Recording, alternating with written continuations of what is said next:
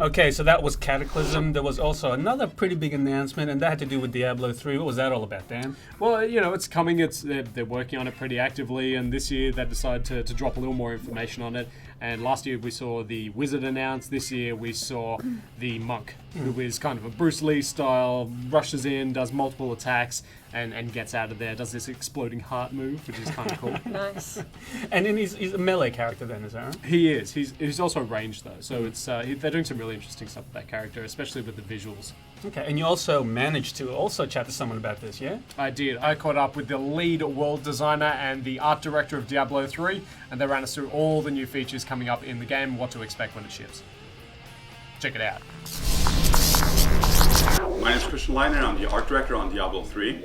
Hi, I'm Leonard Bowarski. I'm the lead world designer on Diablo 3. The monk is the holy warrior of the game. He is, I don't want to say self-righteous because he's very righteous. Everything he does is according to a code of conduct. We wanted to combine not only looks-wise but also philosophy-wise Eastern European Orthodox monks with Asian monks to kind of get a new, never before seen kind of mix.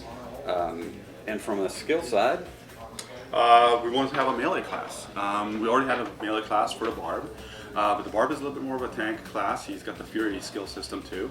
And we wanted to have a class that was a little bit faster, and it was a martial arts sort of class, and so the monk was a really good fit for that. And also has a combo system, so you get a little bit extra there too. A lot of people might not be aware of this, but when we do hero classes, like the monk for example, it goes through a lot of iterations. There's a lot of considerations that go into it. One, for example, would be how does it read from our game cam, you know? Does it read differently from the other heroes, so that when you're playing multiplayer, let's say, you can tell your characters really easily apart.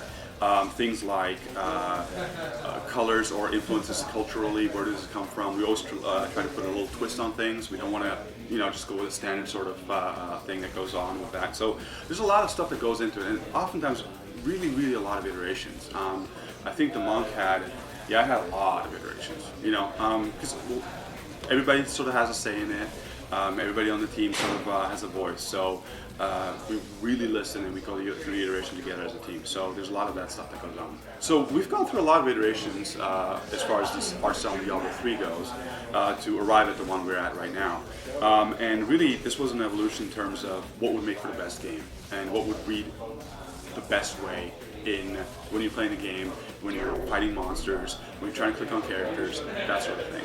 While still keeping sort of the mood going and getting sort of that Diablo feel and the vibe of all that going on there. So we've gone a little bit more in terms of stylization, I think. But again, a lot of those lessons are learned from working on the different games that we have.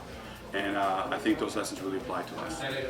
and I think, you know, if you look at Diablo 1, it was a city, a town. It wasn't even really a town. It was a tiny town.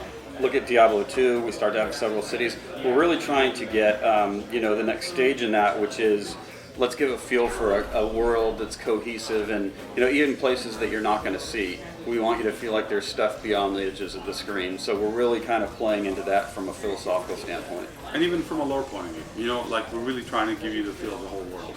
It's all about delivering the best multiplayer experience, and so you know, we look at what's going to make Diablo a better multiplayer experience for the players.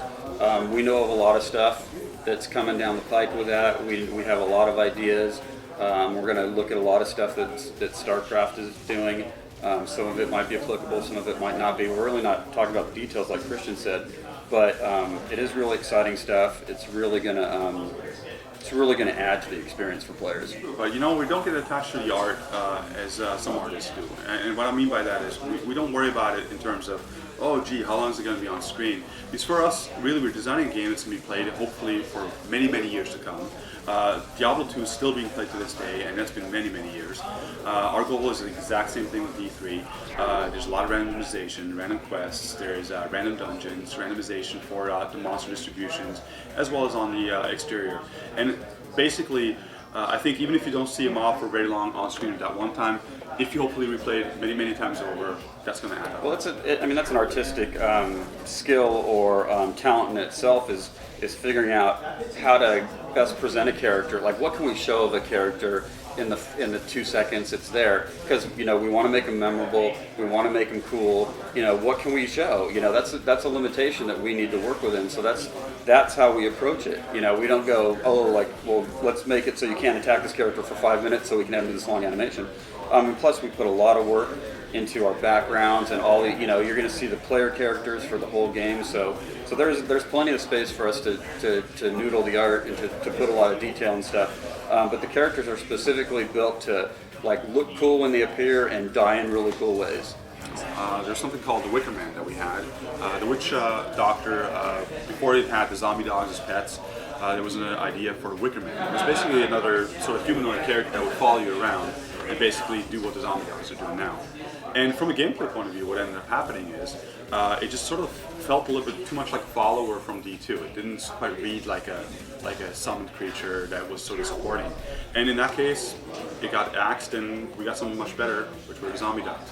So there's definitely, in everything we do, gameplay first. So we really want to make sure that the game plays and is fun. And if somehow anything gets in the way of that, be it art or even lore for that matter, we try to sort of work around it. Because at the end of the day, we want to make it a fun game that people want to play. So if anything gets in the way of that, we failed.